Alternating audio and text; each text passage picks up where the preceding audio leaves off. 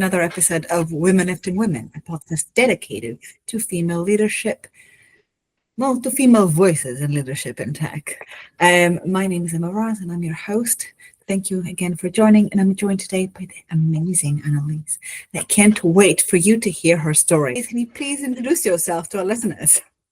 Yes, thank you so much for having me. I'm so excited to be here. My name is Annalise Curvelo. I'm the SVP of Partnerships and Business Development at Sightly.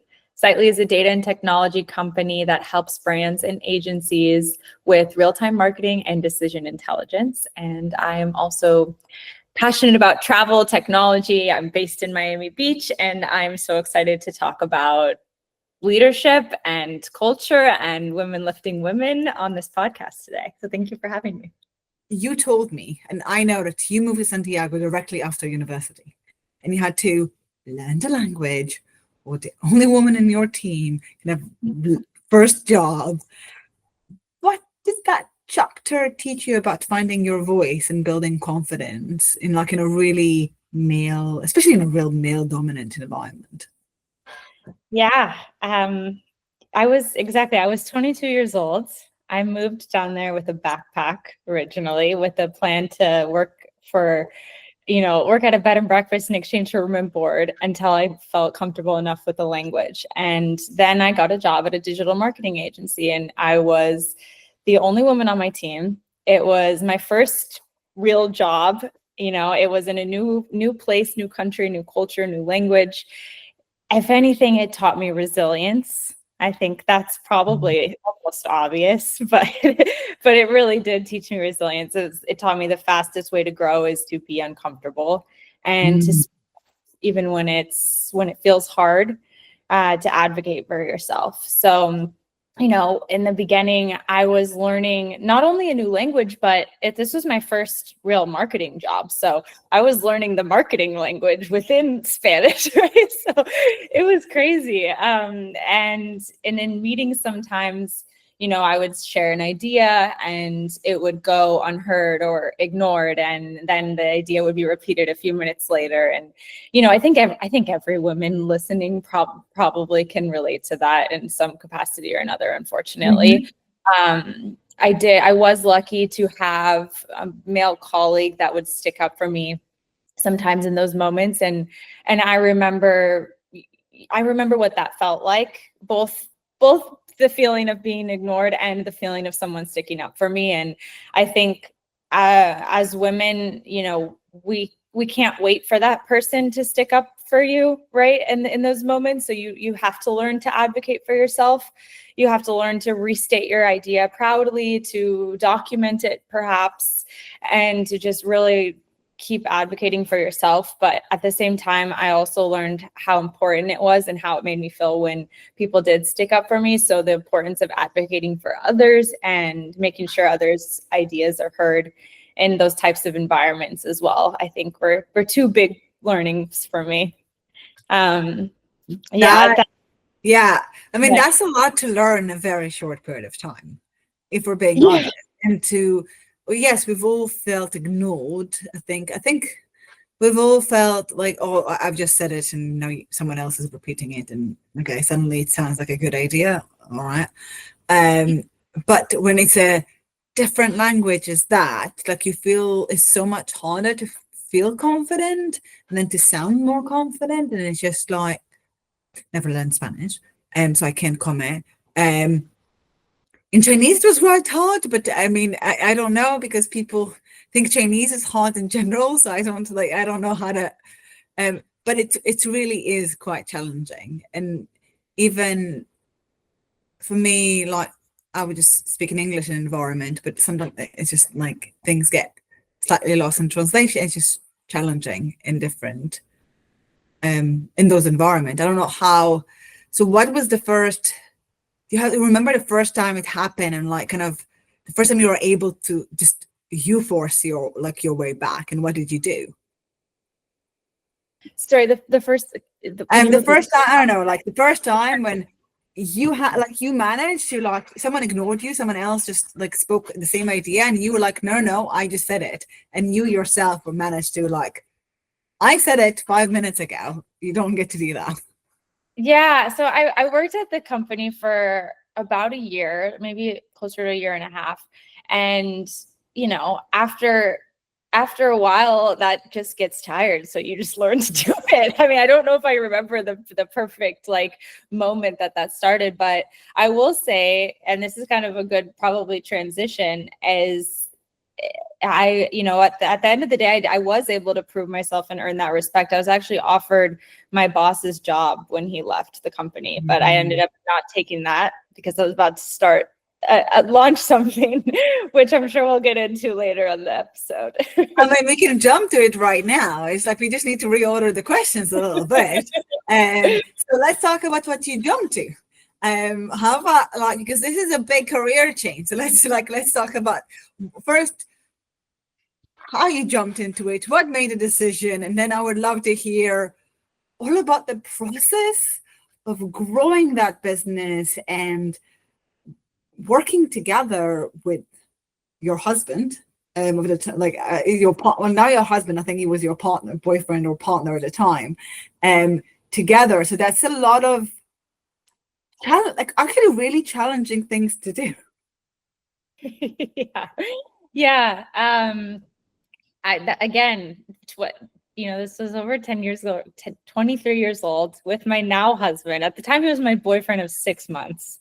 We decided to quit our jobs and spend all of our money, borrow money from family, and spend the last $40 to put on the decorative, as the decorative surfboard on top of the food truck. And we launched a food truck business.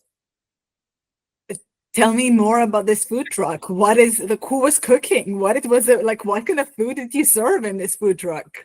Yes, so we had acai bowls and smoothies and coffee. And, the original idea was to sell smoothies by the beach and be young and free and blah, blah, blah, right?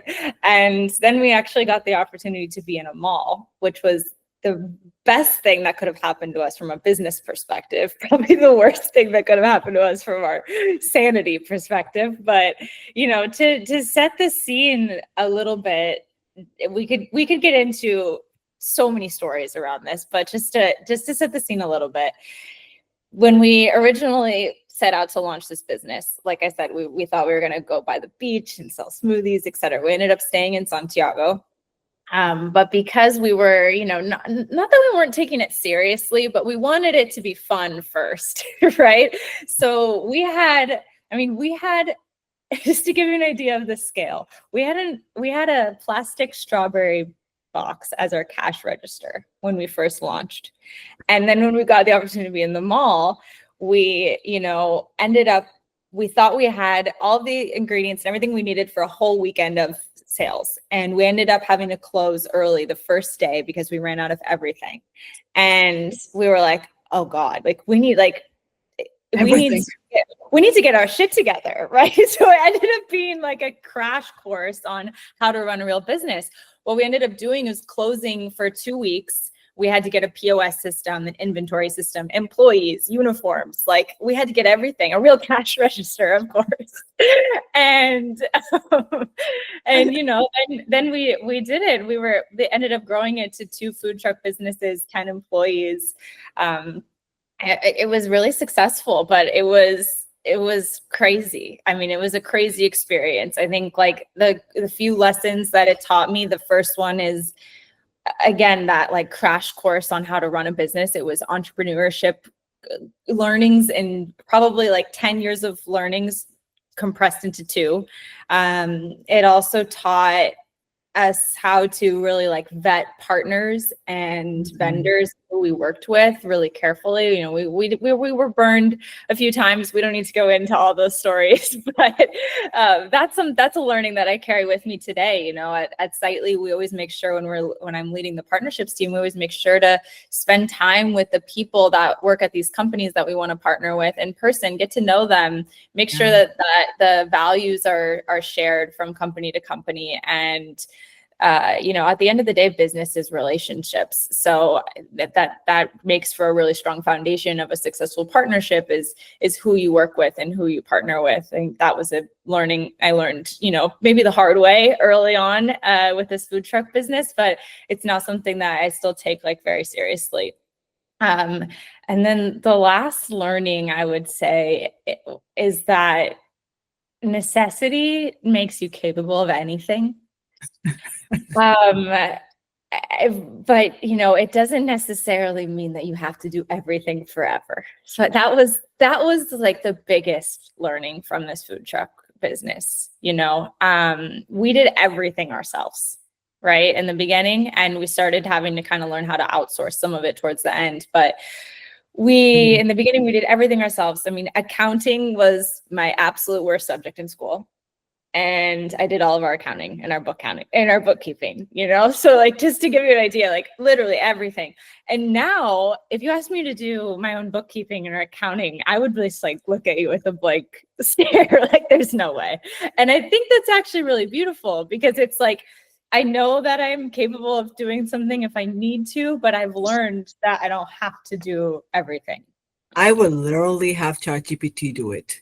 I'm sorry. If you have me do accounting now, I'm like, take pictures of everything. Here, chat, please sort it out. Thank you. Check for finance mistakes. And I'm like, no. I mean, you're absolutely right. And I think that's part of it, makes you really confident and really empowered. And I think that some of it goes also from being alone abroad, that teaches you, because you have to do it. Like there is something like you don't have your parents to help you out. You don't have, I moved abroad when I was 23. And that also taught me a lot of the things, though I did not open a business, so I cannot take credit for that. I did none of that. But still, even the process of having to live there, manage, do different odd invention like that I came up with, which were all weird ideas. Taught me a lot. I want to hear a little bit more about these weird ideas you're saying. I mean, I was really obsessed with doing research. So my first, when I was 22, like, because I actually served in the military, so I went to school I only went to school when I was 20. And then my second year, in the only summer holiday, I went to China to start doing, I wanted to do real research for my seminars. Because I'm like, no, I can't say the same. Like reading the books and just repeating what they were saying. I wanted my own unique perspective to whatever. And then I landed there and I'm writing it, like my surveys in Chinese. I need to read the answers and I was learning the language, but it's a very different language. So there is a process of adjusting to it just because it's just so different. And I did all of these hacks because I found all of these hacks to try to gather data unofficially and kind of going through many channels to try to collect, like getting my own data and doing my research. That time, then going back to Beida, and studying there, and to the point that Beida invited me as a guest lecturer to teach students how to do research in China. There were Chinese students that I had to teach them how to do research in China, just because they were trying to do it more, by the book, and I'm like, fuck the book. You have to ignore the book and go rogue and find a way to get answers to your questions. And I think I was doing really personal interviews as part of my research, and it really also taught me to try to connect to different people. This podcast is probably building the foundation of my time in China. That's a really cool full circle moment, actually, if you think about it. It really is. So this was built probably on the back of that, but also just getting injured and figuring out things alone somewhere when you're stuck. And oh yeah, all of those things gives you a lot of confidence. And because for me, China was so different in my culture, every other country I moved to afterward was like, okay. Yes. It's such an extreme. So everything else was like, can't go anywhere. It won't be any different. So I'm good. And now, honestly, it's a bit of a comforting place for me. And I do force my husband to eat more Chinese food. I love that. How often do you go back? I haven't been back in a very long time, but I used to work in Taiwan, which is quite similar in terms of culture and also language. Obviously, they do speak Chinese. And I used to run factories in Taiwan, and I've been to Taiwan 14 times, the first 3 years of my career. And that's what I was hired kind of for. And then now I haven't been in a very, very long time. But hopefully I'll get to take the husband to Taiwan. I really want to show him. It's one of my favorite places. Now we just go to Chinatown and like get used to it. Yeah. Adjust. So I've been working on it. I'm making him more Asian, well, more Far East Asian by the day. I'm like, just adjust. But that's just fun. Did you have a moment when you're like, God, I really wish someone was here. I really wish I could just like, now I'm 23. Like, I want my parents, I want someone else to deal with this. I don't want to do it. Yeah. I actually almost left after 6 months of living in Santiago. And the funny thing is, within a week after, I kind of had to decide I was going to meet up with a friend in Colombia and travel. So I told her I would confirm in a week. And in that week, I met Carlos, my now husband. I got a job at the digital marketing agency, and I also found a little friend group. I'm originally from the Seattle area. I found a friend group from like Seattle and Oregon randomly that had moved down to Santiago, Chile. So that was kind of my little comfort pack, if you will. And those three things happened in a week, and I was like, I'm going to stick it out. I'm going to just see what's going on. This is a sign from the universe. Exactly what I was thinking. The universe is really trying to keep you in Santiago, because you're like, okay, so here, everything you need, stay. That's amazing. Yeah. We're going to switch gear a bit because I want to talk about Slightly. And you told me how amazing Slightly is, and that it made you feel really valued and empowered as a woman in leadership. Are there any particular practices or choices or anything that they have done that you feel like really helped you thrive? And what do you think more companies should do? Yeah, I love this question. Slightly has been wonderful to me. I think, early in my career, as you can imagine from some of these stories we've shared already, I was constantly trying to prove myself. Like it's exhausting, right?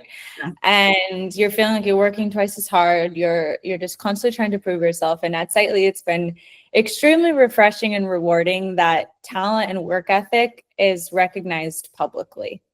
So I think that's the biggest things if I had to, name it. I think the difference is like sponsorship versus mentorship.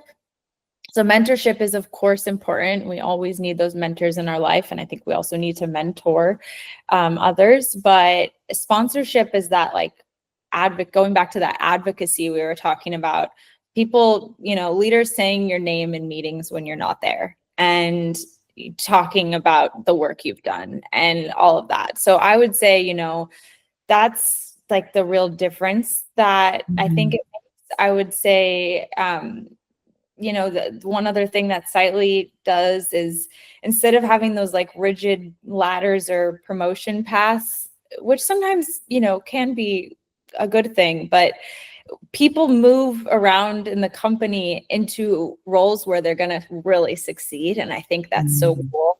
My career path, is a perfect example of that. I started out 6.5 years ago at the company as a media buyer, and now I'm SVP of partnerships, and I've had, 5, I think, different job titles at the company. And, our CEO, Adam Katz, I have to give him a shout out. He is that true sponsor and advocate for others, and, really recognizes that talent and pushes people into roles where not only are they going to do well, but they're going to like thrive in those roles. And I think that's something that I am still working on, trying to be as a leader, right? And have those qualities to be able to recognize, when someone is maybe doing something that they aren't meant to be doing. They're meant to be doing something Yeah. else, and helping people get there. I think that's such a cool talent for leadership. And our leadership team is also 60% female. So, that's something that I'm really proud. I'm really proud to work for a company that's so vocal about women empowerment. But yeah, I think that just creating that environment where there's sponsorship, there's flexibility, leaders, value women, and I think that's what companies should model for sure. Absolutely. And you're absolutely right, that talent of recognizing when someone is not doing what they should be doing, or how to use people, like how to use people to the best of their talent, because they will be Yeah. happier and you will actually get more. One is so important, and also quite not always easy, because you're kind It's of not. balancing like what needs to be done and who will feel like who will do it and how to do it. So we're a very small company, and I've tried to do that for like, I think some people in my team like evolved several times, also because they weren't sure what they wanted to do. So it's kind of like we went on a journey together of what they actually enjoy, what they don't enjoy, what they need to learn, what is really working, and then kind of like as this almost self-discovery, and trying to give more time to the thing that they love and enjoy, and automate everything else. I guess that for me it was never external. I just had it a lot as an internal thing. I did it. So I would always go into a role, and the role had this job description, all of these things I needed to do. And I would discover, okay, I hate to do all of that, and I like doing this part. So I am going to automate the shit out of that, and I'm just never going to look at it, or really minimal soft handling. I'm just going to make sure I don't have to do it. It has to get done, so somehow it will get done.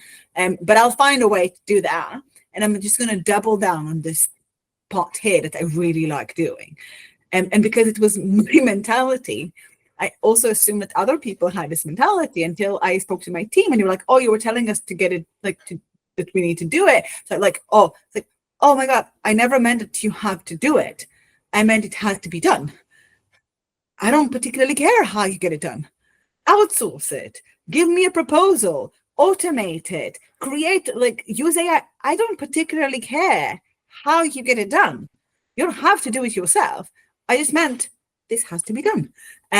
So it was also that process that we're going together, and me learning from them what is not obvious, and what what I needed to clarify, and how do I help them through that, which is my responsibility. So that has been really an interesting learning for me, just because for me it was like really obvious. You just don't do it. Like you get it done. You don't have to do it yourself. Like, I don't know. It's so interesting that you took that as a learning opportunity for the people on the team. When you're, I just said it had to get done. I love that. I didn't say you had to do it. Get creative, right? And yes, some people, it's easier for them to take that and not necessarily spin it, but to work it to their advantage of, okay, I'm going to find a creative way to get this done, and I'm going to lean into the parts of the business that I actually am more passionate about. I think, yeah, that's something that we all could get better at for sure. It's awesome. Yeah, I mean, and it's the thing is, I also want them to learn to do that, because then when they grow in their career, their job will often have parts that they don't like the responsibilities that they don't necessarily love the most. And that's when you start finding ways to get it sorted. I'm not saying just dump it on someone else. That's Right. also not what I'm saying. Or like get cheeky and like try to use your colleagues. I mean, I would just remember I had all this prediction format, and like my colleagues were just spending every day or so many hours a week just playing with the numbers manually, and I just created I just automated the sheet and just I would get the top layer predictions for management because they were doing it, and it's like I would have my own automation, build rulings into it, get notification from the system. I'm like, okay, then I do not have to spend still save myself 20 hours a week. I get to do product management instead. Cool. So that was my attitude. But because every one of us is different, same as I learn differently than others, I think leadership is a lot of learning. It's like, how do you share? How do you help people, like different people? How do they engage? How do they connect? And what they need from you in order to thrive? Every person so far has been very different. So I don't know if there's a theme. Besides support, be supportive. Yeah, I mean, I think the support is a big part of it for sure, right? Like that advocacy. I think you probably can empathize as much as I can, being 23 in a different country, learning a new language, right? Like that importance of making sure people are heard, especially if they are working outside of their comfort zone, outside of their culture, language, etc. So I clocked that early on as something that I always wanted to try to do for others, is making sure that people are heard in those types of, conference room environments, whether they're virtual or in person these days. But I would say, yes, similarly to what you were kind of helping your team figure out, I think, is trying to balance that line of doing what you love and knowing you can do it all, but learning how to delegate and trust in your team as well. And I think that goes for not only myself as a leader, but the people on my team. I want them to feel like that, and that they can trust in the rest of the teammates to get things done. I think that, especially around, forming a team and things like that, I always try to look for people who have complementary skills versus the type of skill sets, so that there is a better dynamic of, one person might be a bit more organized and one person might be better at selling and in-person things, just as an example, right? And that way you're setting the team up for success, for being able to get everything done, but in a way that makes sense for all the different types of like personalities and people on the team. Yeah, absolutely. And complementary skills is such an important thing in all partnerships. I even was like, this is how I'm going to choose a partner in life. I need complementary skill. We're building a team here. We need to help one another. So I completely agree. You always need everyone kind of like the bigger is than like the whole is bigger than the individuals in the part. So like that's, I think, really important. That's a wonderful thing to manage to achieve. I think I'm on a journey. It's everyone has complementary skills. I think I'm missing a few skills. So I'll call it. I feel like I'll call it a journey. I feel like I'm missing some hats. But it's a process. You get that. Like, yes, I have a hole here. I really need this kind of personality. And the more you understand what kind of personality, I think the better it is. But then also have everyone gel because they're different from one another. Like, how do you gel together and like get along? Because that can also like cause some friction. But that's a story for another day. Leading to kind of like, I don't know if it's connected. So let's go just pivot. What do you think are some of the leadership habits and boundaries that you have built as a woman to help you advocate for yourself? Because you talked about advocating for yourself and learning to do that. Like, what has been some of the most important maybe tools and habits that you have that helps you lift yourself and your team? Yeah, I think because we've gone down memory lane so much today, maybe I'll share a little bit more of an anecdote for this one. I would say, on advocating for yourself, I think one of the most important things is knowing when to walk away, like for feeling like you can't walk away from an opportunity. And that goes back to knowing your worth and knowing your value for whatever it is, right? Whether that's a relationship or a job or a partnership, etc. So, one of the things that ultimately led me to Sightly was making sure that when I was interviewing, when I came back to the US, I would love to hear your story as well on this part, but like what it was like going back after living abroad, right? For me, it was challenging. I had really formative years in Santiago, and I started my career there. I mean, challenging from everything into just like remembering what the marketing terms that I learned and concepts that I learned in Spanish are in English, which sounds ridiculous. English is my native language, but it's so true. hard. It was hard to try to get it all back. I caught myself refreshing a lot. So, but you know, when I ultimately I went to another company first, and then I went to Sightly. Both companies really valued the entrepreneurial experience that I had. But believe it or not, there were a few companies that I interviewed with when I came back to the US that were treating my food truck experience as a gap in the advertising industry. And I mean, now I like almost can just like laugh at that, like how crazy that is, to be honest with you.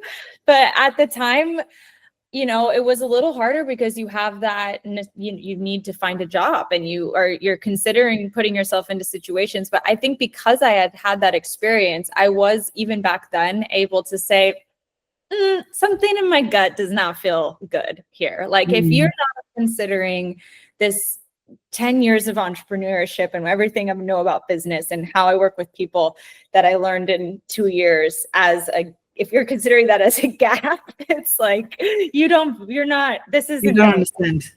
like, this isn't going to work. It's not the type of company that I want to work for.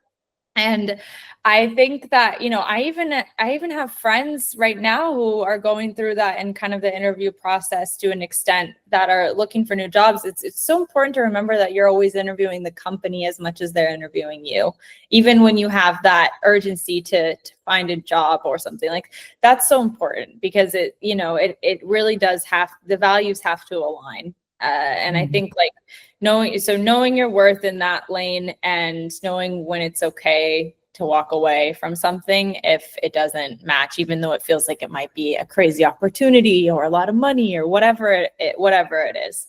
I think that's a big one. I mean, I think that's really valuable. I mean, my moving back was weird. Because my family is in Israel, so I moved back to Israel after living in China, then London, then Paris.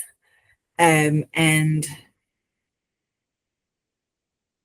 my Hebrew is not great anymore. Like I can speak Hebrew, I do speak Hebrew, but I do have a foreign accent in Hebrew. I have an English accent in Hebrew. So, and my mentality has changed so far. And Israel is a very specific mentality. So you were saying to let other people speak. I learned to fight for your right to speak. So you don't get, there's no tense, there's no nothing. You speak on top of each other, the loudest person. So you kind of like battle. This is how it works. So it was a bit odd because I was already a bit foreign before I left, and then I was double foreign when I came back. And I was working for different companies, but it was always I was considered foreign. And that was, so going back, it wasn't even going back, it was just being there in many ways. And then I left again. I think I left 8 years ago, almost, again, second time. So I tend to leave because it's actually easier. I feel more at home a lot of the time here, or some other places, just because sometimes they still treat me as a foreigner, but you know what? I'm less like, at least it makes more sense, and at least it works out, and people don't get so mad that I'm so different. So it's a bit easier. And that, because I was supposed to be more like other people, and because I was culturally so different, there's a lot of conflict. So I remember being told that I'm too polite. I say thank you too much. I say please too much. I'm like not assertive, but it's not enough. But I'm like, I mean, it's like I say I demand, and then I say thank you in the end. But I mean, I don't know how, like, not demand. It's just like it is a different way of doing it. And here, for example, I'm a bit too, sometimes I'm a bit too direct, a bit like, it's really funny. I became a hybrid of all of those places, which I try to see as a positive thing. But it's kind of like you sort of become like this bridge between places and you're not really here or there. And my husband is from Pakistan, which is also a very different culture. And we're a Jewish Muslim household. So this is definitely not a conventional combination. And my choice have not been conventional. And therefore, Christmas is the biggest holiday in this household because, one, it's my favorite. Second, like nobody can claim that they've won. We went third parties. So it's better to like just go external. So that has been very, I don't know, a bit of a different, it wasn't as much as the companies. It was to a degree. It was really hard for me culturally in many ways to adjust. And I still get so confused. But now working with Israel is not really a problem because like one, they treat me like I'm foreign. So I remember once I was doing customer support in Israel and someone was calling and he was screaming at me. And my like was like, I'm not, he was like, oh, like I was like, why are you yelling? And I was like, this is how you deal like with like, this is how you do, because like, this is what you do when you complain. Like, and I was like, well, I'm not Israeli enough to deal with this. So I need you to stop. And it's like, oh, okay. I was like, thank you.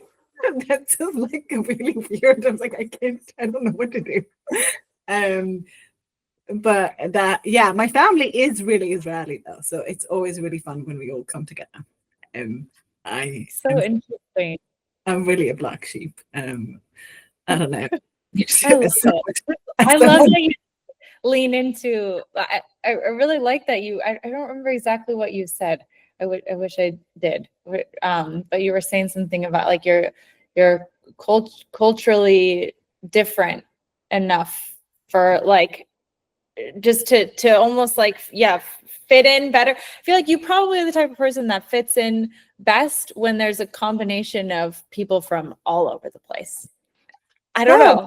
It has its own challenges. I kind of feel like that sometimes, so that's why I think it's interesting. I will always go to the other group. Like there's something like in the mix, it makes it really comfortable. And if it's really homogenous, I think it's a bit harder. So diversity is a really good thing, like it's kind of like a comfort zone almost to a degree, which sounds really bizarre, but I mean it is. And I think there is also something in that because everyone is different, it normalizes the differences. So it's not like one person sticks out. So you have a lot more, you can accept a lot more shades of gray between personalities, and especially if it's a mix or anything else. And I don't know, I have my own obsession with Asia, so. Well, and finding the commonalities, right? So, I mean, like my husband's from Venezuela. I'm from Seattle. One of our best friends is from Egypt, for example. And when we're all three talking about like our childhood and we have weird similarities or we all had the same experience as a child, we're like, how is this even possible? Like, so finding those commonalities in that gray area when people are so culturally different and really bonding over those kinds of similarities is such a cool experience. So I can definitely relate to loving that. 1,000%. And I can say that me and my husband are extremely similar, very similar in many ways. We're from Pakistan and Israel. I don't think anyone would think those are similar. It's not, the countries are not similar. There is nothing similar about necessarily, but there are similarities. There's a degree of warmth, there's a degree of family values, there's a degree, like you actually find them if you look close enough, you actually understand how much more similar they are than they are different, but we always think about the differences. So that's, I think, was something I learned, and commonalities are a really powerful thing. You're a partnership. You kind of like, I have a tendency to just say random things until I find something we have in common. And this is like a bridge. I love that. I love that so much. So I don't know if you have a tendency. I just like different random things and like, oh, this we have in common. Cool. We can bond now. So it's kind of like a habit that like, I don't know, I developed in trying to find something to bond over. Yeah, I think you're great at it. I think that maybe, I don't know if it goes back to the research days, but you make people feel really comfortable when they're sharing a space with you. I mean, even virtually, right? Like I know we were laughing about the bonded weather, but like we could not be more like far apart right now having this conversation. But I feel like I'm in your living room, so I appreciate it. I wish you were. I would make you coffee, or it's late enough for wine, probably in London. I think we would upgrade, but next time in London. And I'm really glad.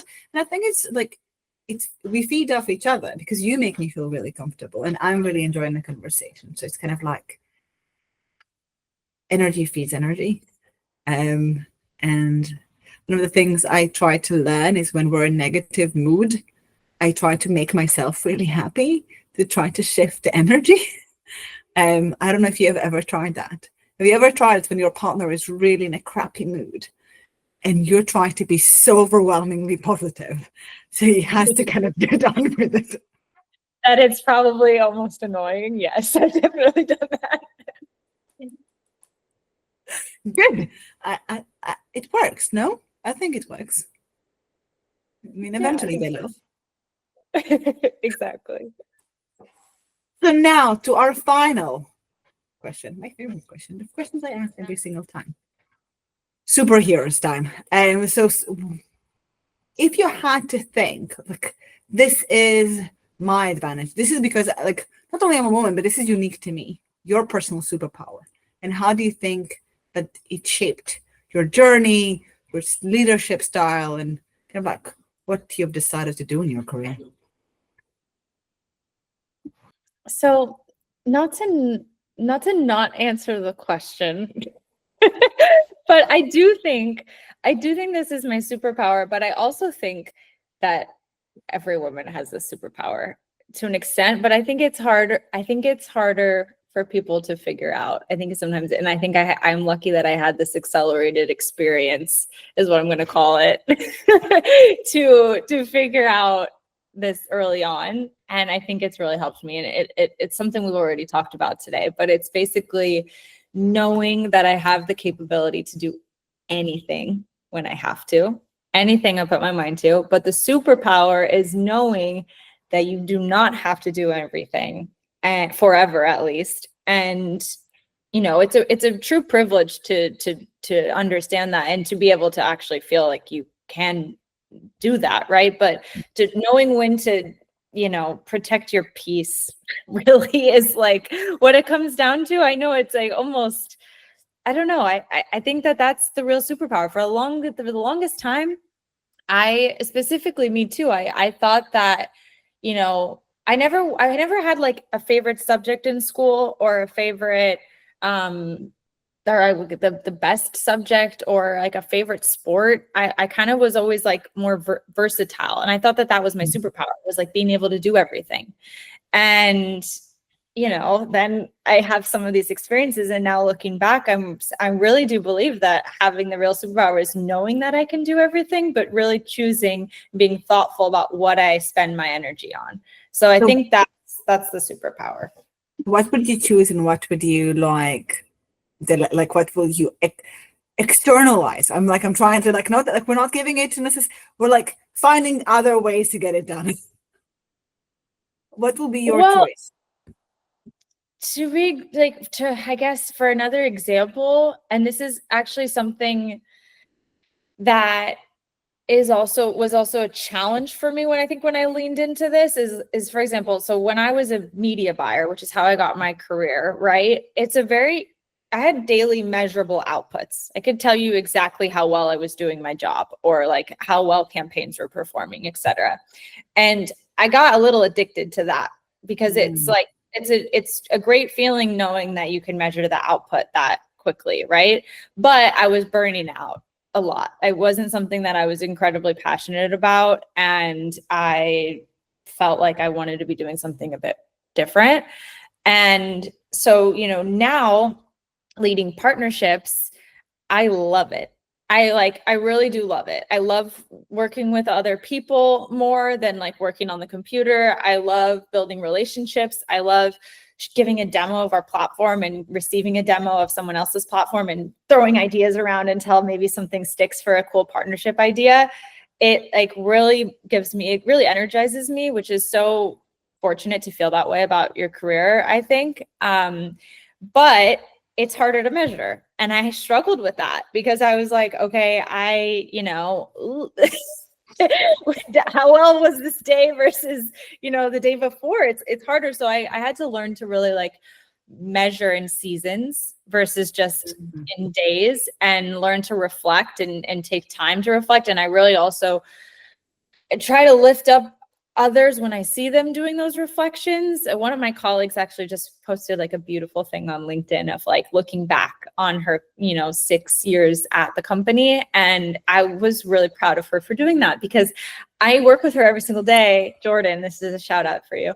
I work with her every single day, and we're always just like in it, like stressed, like thinking about the next thing, very goal oriented, trying to get everything done at once. And so taking those times to really reflect and be proud of yourselves and your accomplishments and your team is so important. And trying to really like reflect quarterly for me has helped me with like that challenge of, okay, I love what I'm doing, but I can't measure how I'm doing like every single day, right? Like I was before. So I think I would say like that's the kind of thing that it's a little different versus like outsourcing. It's not necessarily that I outsourced it. I just kind of swapped into the type of thing that gives me more energy. I mean, it's more of, so for me, it's just like, you're completely like, there is a lot of advantage. Like there is a lot of, like, it's almost like eating sugar.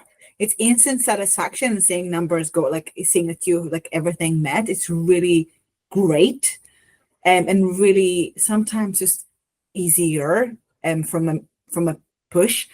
And when you're doing the bigger project or big things, those are like why people get really a lot of satisfaction from doing, yes, done on a task list.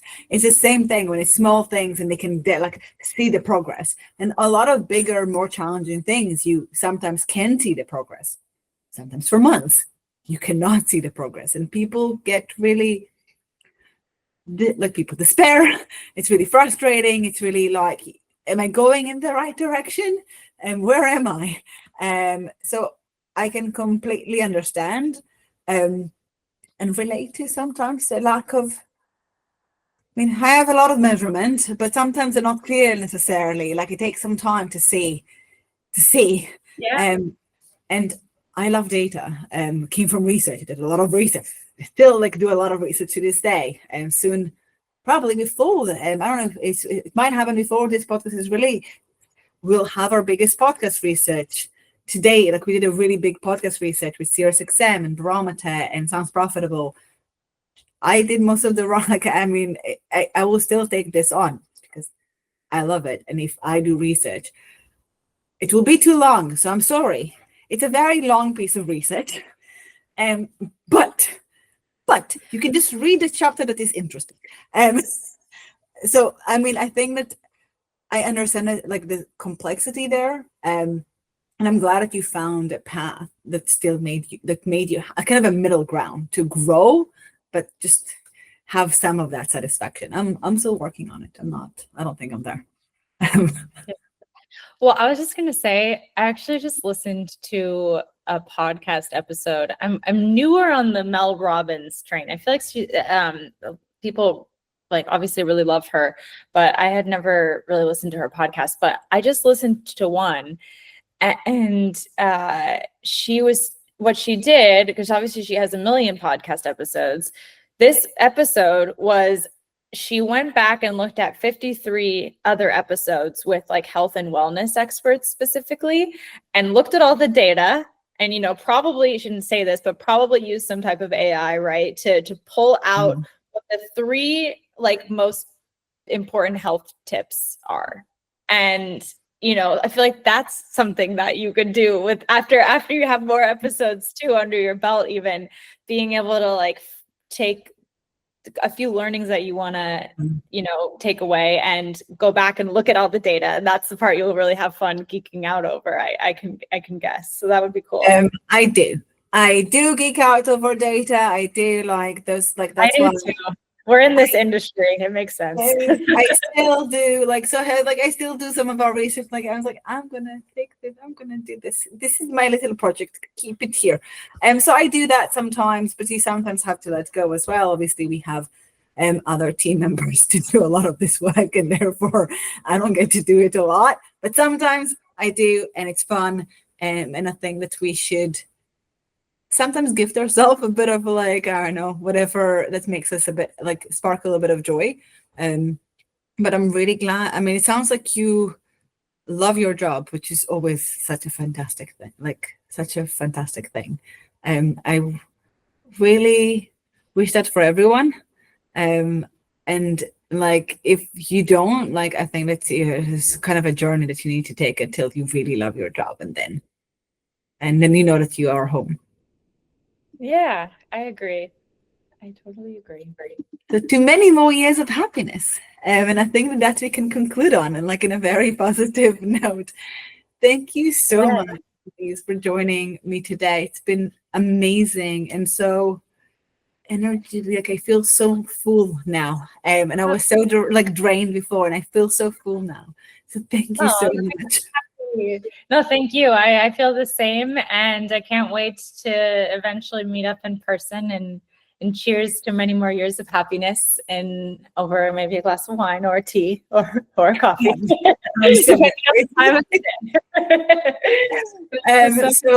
we will find like a good medium, like a good middle ground of like finding the right timing.